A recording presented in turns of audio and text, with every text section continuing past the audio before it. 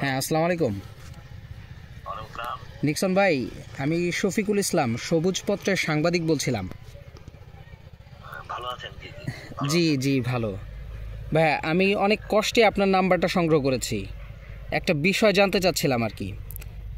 কি বিষয় বল? সেটা হচ্ছে সদরপুর, ভাঙাচর, ভদ্রাসন, ঢাকাসহ দেশের বিভিন্ন প্রান্তের লোকজন বলাবলি করছে আপনাকে নাকি গ্রেফতার করা হয়েছে। বিষয়টা আসলে কি একটু বলবেন আমাদের? আসলে এগুলো তো রিউমার, বুঝছেন? আর এগুলা আপনার জানেনই যে আসলে একজনের গলা কেটে একজনের ছবি দিয়ে অনেক কিছুই তৈরি করতেছে, তাই না? আর গ্রেফতার করবে, এটা মানুষ যদি গ্রেফতার করেই থাকে তাহলে তো সামনাসামনি আসবেই, তাই না? এগুলো রিউমার, এগুলো একদিন দুই দিন থাকে, বুঝছেন? একদিন দুই দিনের পর থাকে না। হয়তো আমাকে নিয়ে অনেক মাথা ব্যথা সরকারের, এর জন্য মনে হয় এই রিউমার ছড়াচ্ছে।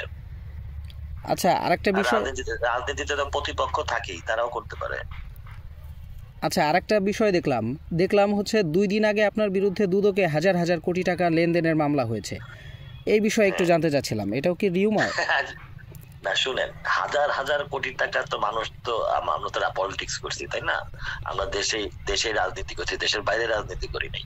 সরকারের মাথা যে নষ্ট হয়ে গেছে এবং তারা যে সব উল্টাপাল্টা কাজ করতেছে, হ্যাঁ, সরকার বলবো না, অবৈধ সরকার। এই অবৈধ সরকারের যে মাথা নষ্ট হয়ে গেছে, হাজার কোটি টাকা একের পরে কয়টা শূন্য, এটা যে বেটা মামলা করছে সে জানে। হাজার কোটি জীবনও দেখাতে পারবে? এইসব উল্টাপাল্টা কাজ করে তো দেশটাকে ধ্বংস করতেছে। হাজার হাজার কোটি টাকা লেনদেন, হাজার হাজার কোটি টাকা লেনদেন মানে বুঝে? অতএব এইসব করে আরো ফালতু হয়ে যাচ্ছে, বুঝছেন? এগুলো হলো সরকারের যে পতন আসছে, এই যে অবৈধ সরকারের যে পতন আসতেছে, সেটা নমুনা হলো এইসব মামলা। আচ্ছা আচ্ছা, আরেকটা বিষয় জানতে চাচ্ছিলাম, সেটা হচ্ছে আপনি তো 3বার নির্বাচন করেছেন আওয়ামী লীগের প্রেসিডিয়াম সদস্য কাজী জাফরুল্লাহর প্রতিপক্ষ হয়ে। তাকেও গ্রেফতার করা হয়েছে, এই বিষয়ে কিছু বলবেন কিনা? দেখেন, কাজী জাফরুল্লাহ সাহেব আওয়ামী লীগের প্রেসিডিয়াম মেম্বার, দলের নীতি নির্ধারক পর্যায়ের নেতা। ওনার সাথে আমার নির্বাচনী প্রতিদ্বন্দ্বিতা ছিল, ওনার সাথে আমার রাজনৈতিক প্রতিদ্বন্দ্বিতা না। ওনাকেও মিথ্যা মামলায়, এই বয়সে ওনাকেও মিথ্যা মামলায় গ্রেফতার করা হয়েছে। এবং এখন রাজনৈতিক, যে আমি আপনাকে বোঝাই বলি, রাজনৈতিক ভাবে নির্বাচনী প্রতিদ্বন্দ্বিতা তার সাথে আমার থাকতে পারে, কিন্তু আদর্শ এবং রাজনৈতিক প্রতিদ্বন্দ্বিতা তার সাথে আমার নাই। ওনাকে যে মিথ্যা মামলায় এই বয়সে ওনাকে যে গ্রেফতার করছে, এটারও নিন্দা জানাই আমি।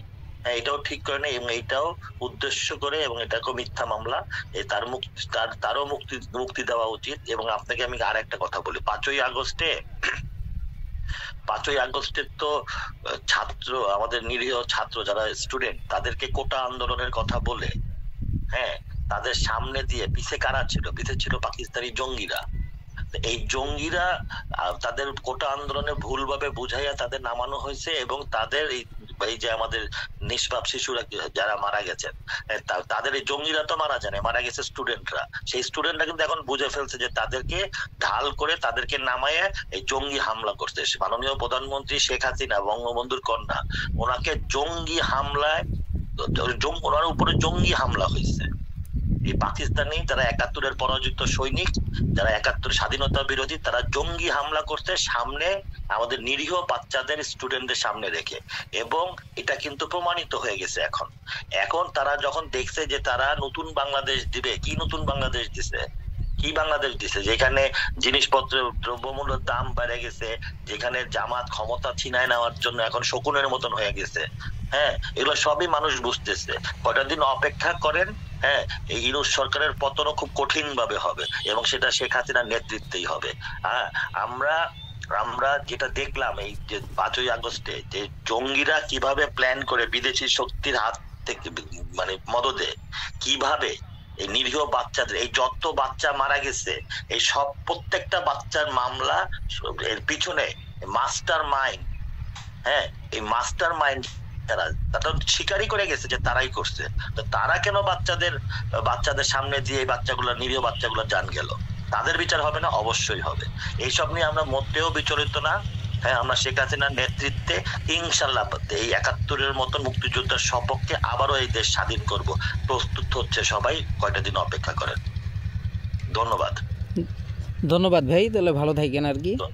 জি জি জি, থ্যাংক ইউ।